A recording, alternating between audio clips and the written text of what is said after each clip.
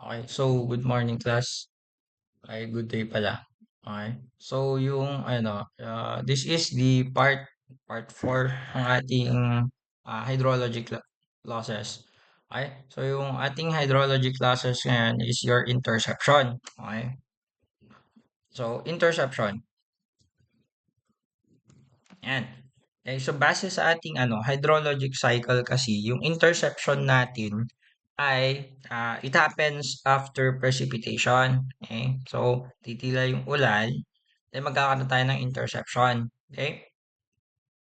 So in hydrologic cycle natin, yung interception natin siya yung the capture and retention of rainfall by vegetation before it reaches the ground. Okay? So yung vegetation natin dito sa interception, ang tawag natin sa kanila ay canopy or litter. Okay? So yun yung tawag sa kanila, yung vegetation, yung magka-capture ng ating water. Okay? So yung magka-capture ng ating water, yun yung canopy or litter. Okay? So yung impact nitong interception sa ating hydrology is one, it reduces net rainfall available for infiltration or runoff. Kasi nga, since nagkaroon ng canopy, nagkaroon ng obstacle yung ating tubig, ah, there is a chance na hindi mag-infiltrate yung ating water. Okay? So kapag hindi siya nag-infiltrate, pwede siyang ma-store. Kaya meron din tayong retention. Okay? So pwedeng ma-store yung ating tubig. Tapos magpre-prevent naman na yun ng runoff. Okay? So yun. Magpre-prevent ng infiltration and at the same time magpre-prevent ng runoff. And then we have here delay in peak flow in storms. Base sa ating infiltration kasi, yung storm water natin, dun binase yung models in estimation ng infiltration kasi ang pinaghahandaan ng mga tao nung una ay yung flooding. Okay, yung flooding due to storms. Ay, yun yung nangyayari dun sa ating infiltration. So kapag hindi nagkaroon ng infiltration class, ibig sabihin magkakaroon ng mataas na chances of uh, of flooding. Okay? Diyan sa areas kung saan madaming na intercept na water. Okay? And then we have here tong significant in forested watersheds. Ito is advantage siya. Okay? So advantage tong tong significant in forested watersheds. Yung sinasabi kasi dito class is retention, okay? So retention, nagkakaroon ng storage yung ating tubig, okay? So kapag magkaroon ng storage yung ating tubig, very good siya for the watersheds. Kasi nagdadagdag yung interception natin here ng water dun sa watersheds. Okay? So yun yung good dito sa impact on hydrology na interception. Okay? Ngayon, punta na tayo dun sa nangyayari dun sa interception natin. As you can see, we have four figures here. We have 1, 2, 3, 4. Yan. Apat. Those are four stages or phases sa ating interception. Okay? So, move tayo sa first one. Yan. Okay? So, yung first one natin is your initial wetting phase. Okay?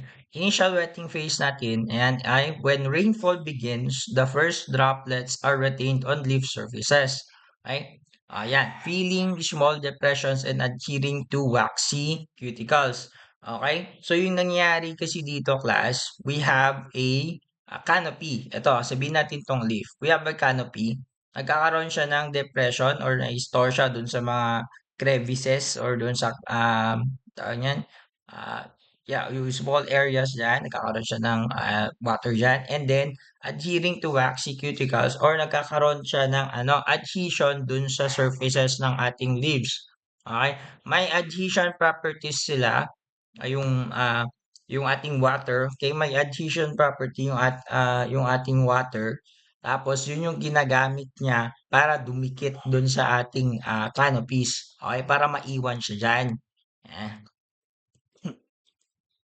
yung ano, yung, yung tubig natin, maiiwan doon, tapos yung canopy natin, specific lang siyang kayang buhatin or kayang, dito, kayang i-carry. Okay, may storage capacity yung ating ano, yung ating leaf. Okay? So yan, a maximum water volume. Sorry, leaf, the canopy. Okay? The maximum water volume a canopy can hold, typically 0.5 to 5 mm depending on the vegetation type. Okay? So nakadepende yung ating storage capacity dun sa dun sa vegetation type. We have two examples here, class. We have your deciduous tree leaves and we have your conifer tree leaves. Okay? So yung deciduous tree leaves natin, ito yung very usual na leaf. And then yung conifer tree leaves natin, ito yung needle-like leaves natin. Okay? So let's see if which one has the high storage capacity. Okay? So we have here conifer tree leaves, yan yung has the higher storage kasi nga yung needle structure nila. Okay? So just imagine itong needles natin dito, class. Okay, let's see. Yung needles natin dyan, mag-adhere yung tubig natin dito and then mag-adhere din siya dun sa kabila since very close yung needle structure ng leaves natin dito sa conifer tree leaves. Mag-adhere yung tubig on both sides and then maiiwan siya. So lalaki yung parang um ad- adhering area nung ating nung ating tubig since pwede siyang dumikit doon sa isa or pwede siyang pumunta doon sa spaces in between nung ating mga needle-like leaves diyan. Spaces in between mga kaya mataas yung kaya niyang i-carry. Samantalang dito sa kabila, dito sa ating deciduous tree leaves, bumaba yung adhering capacity ng ating deciduous tree leaves since some of them have smoother leaves.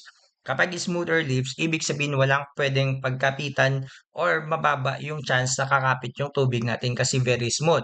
Ang kinakailangan kasi ng ating tubig is some sort of hairy-like structure or very rough surface to adhere to. Okay? So kailangan hindi gaanong smooth yung leaves natin para dumikit yung ating water or ma-store siya doon. Okay? So for deciduous tree leaves, we have 1 to 3 mm lang. Okay? Usually. Yun yung storage capacity nila. And speaking of storage capacity, we have this one. Okay? So note, no true fall occurs until S is exceeded. Okay? So nakalagay dito, no true fall. Yung true fall kasi natin, class, i-brief introduction ko na lang. Yung true fall kasi natin, yan yung pag-alis na nung tubig dun sa canopy. Okay? So, nakalagay dito, no true fall occurs until the storage capacity is exceeded. Parehas lang yan sa infiltration natin. Hindi magkakaroon ng runoff not unless the infiltration the storage soil moisture storage is fully is exceeded. Okay? So kapag punong-puno na yung soil natin, magkakaroon ng runoff. Same is true with our interception. Kapag punong-puno na yung canopy natin, dun pa lang magkakaroon ng true fall. Okay? Let's move to the next part. Kasi once na na fully uh, eh, uh, full na yung ating storage capacity, magkakaroon na tayo ng true fall. Okay, so magkakaroon na tayo ng true fall. Ayan, ito yung precipitation that drips through gaps in canopy or along stems. Okay, so we have two mechanisms of true fall. We have the direct true fall. Ito yung nagba-bypass ng canopy. Okay, so ito yung diretso lang siya, diretso baba lang siya. Yun yung true fall na una. Pangalawang true fall natin, we have your very common na drip true fall. Ito yung water droplets na nasa leaves. Tapos ito yung kineri nung leaf natin and then nahulog sila with gravity. Okay? So may certain surface tension kasi yung ating droplets kaya sila naka-form ng ganyang itsura. Okay? Dun sa hydraulics, mayroon siyang surface tension yan, yung pressure dun sa ating tubig para hindi mag-burst out yung may cohesion sila, ay adhesion. Hindi. I'm not sure. Okay, so nakadikit sila dun sa ating ano, nakadikit sila dun sa ating, ay tama. Adhesion is for the contact with other substances, not itself. Okay? So yung sa cohesion naman ata natin, that is for particles na siya mismo. Okay, sa kanya mismo. Okay? So meron tayong surface tension diyan, okay? Tapos yung surface tension na yan, kapag na-exceed nung force of gravity yung surface tension na yan, hihilain na niya pababa yung ating water droplets, okay? Pero siyempre may impact, may factors affecting yung paghila ng gravity na natin. We have your lift angle and we have the rain intensity. Okay? Yung paghila ng gravity natin, we have your lift angle lang pala. Okay? So I'm sorry. So sa lift angle natin, ang sinasabi dito, horizontal lifts retain more water. Kasi nga, horizontal siya, hindi siya naka-incline going with the naka-incline para hindi siya naka-incline, sorry sir. Hindi siya naka-incline. Hindi mapupul nung gravity natin yung tubig na in-store dun sa canopy if naka-horizontal yung leaves natin. Ngayon naman, punta tayo dun sa vertical. Itong vertical para wala lang, dumaan lang yung tubig saglit tapos bumaba na siya. Yun yung nangyari doon. Ngayon naman, if we have a specific angle naman of using projectile motion and using projection motion, malalaman mo naman if paano bababa yung motion ng tubig natin with a certain angle. Okay? Ngayon naman punta tayo sa rain intensity. Yan. Heavy rain saturates the canopy faster, increasing through fall. Okay? So yung heavy rain natin, nasasaturate yung ating canopy until it reaches the full capacity. Okay? After full capacity, magkakaroon na ng true fall. Ay yung nangyayari kasi dito, intensity. Okay, so yung intensity na to is ito yung yung rate ng pagbuhos ng ulan. Okay, yung rate ng pagbuhos ng ulan. Okay? So kapag mabilis yung rate ng pagbuhos ng ulan, ibig sabihin mabilis din na-fill yung storage capacity ng ating canopy and ibig sabihin mas bumibilis at mas tumataas yung occurrences ng true fall. Okay? So, yun yung nangyari. Kaya nakaka-affect din yung ating intensity dun sa true fall natin. Okay? Let's move on to the next. Okay? So, after true fall class, meron tayong ito. This is your stream flow. Okay, yung stream flow natin, ito yung water that flows down branches and trunks to the base of the plant. Okay? So, paano to nangyari, sir? Okay? So, we have your channeling. Ito nakabase siya sa bark structure. Yung bark structure, kung smooth ba siya or kung rough yung bark structure. Kasi sinabi ko kanina, kapag rough yung texture ng ating, kung saan didikit yung ating tubig, okay? Kung rough siya, mataas yung chance na mag-i-stay siya doon or babagal yung flow niya. Okay? Kapag smooth naman, mabilis lang siyang umalis, mabilis lang siyang mag-flow. Okay? Kaya yan, bark structure directs water flow. Okay? So, yun yung sa channeling natin na. Channeling natin is in the micro part ng ating picture. Okay? Micro part ng ating picture kasi ito yun, yung bark structure. Although the trunk yung tinuturo ko, yung sinasabi ko dito is yung bark structure natin. And then punta tayo sa funneling. Okay? Yung funneling natin, ito ang focus niya is yung branches. Okay? So yung branches, nagde-direct ng flow ng tubig. Tapos tapos yung pagdidirect ng flow ng tubig, ayun yung sa big picture natin. Kapag zoom out natin, tapos yung branches yung focus natin, yung branches dinidirect niya yung flow ng tubig natin through channeling. Okay? Dinidirect niya yung flow ng tubig natin. Okay? That is funneling, sorry. Dinidirect ng branches yung flow ng tubig, that is your funneling. And if you zoom in that image, yung nangyayari dun sa part, yung dun sa branches, dun sa trunk, yung nangyari dun sa bark surfaces ng ating tree, yun yung channeling. Okay? So, kapag branches yung focus natin, funneling yung tawag. Pero kapag yung bark structure yung focus natin, yun yung channeling. Okay? Branches, funnel, bark, channel. Okay? Punta tayo dun sa importance na to class, nitong stream flow. Okay? So, first, we have to, recharges soil moisture near the tree roots. Kasi yung nawala na yung obstacle, okay, nawala na yung interception dun sa ating soil. Okay? Hindi na siya na-intercept, nakalagpas na siya dun sa obstacle, tapos nakapunta na siya dun sa soil near the tree roots. Okay? And then, syempre, kapag nandun na siya near the tree roots, magkakaroon na rin tayo ng infiltration. Okay? So, bumalik na yung ating yung ating precipitation dun sa water cycle natin. Kasi nga, pumunta na siya dun sa ating infiltration. Okay? So, nag-i-start ng bumabalik yung ating water dun sa ating hydrologic cycle. Then, let's move on to the next, the last part of our interception. Okay? This is your evaporation from the canopy. Okay? So, yung nangyayari dito, kapag nandito siya, okay? Pag nandito siya, hindi na niya dinaanan 'tong dalawa. Okay? Nandito lang siya, hindi na niya dinaanan 'tong dalawa. So dito sinasabi, intercepted water evaporates during or after rainfall lang. Okay? Na-intercept siya and then dun na lang.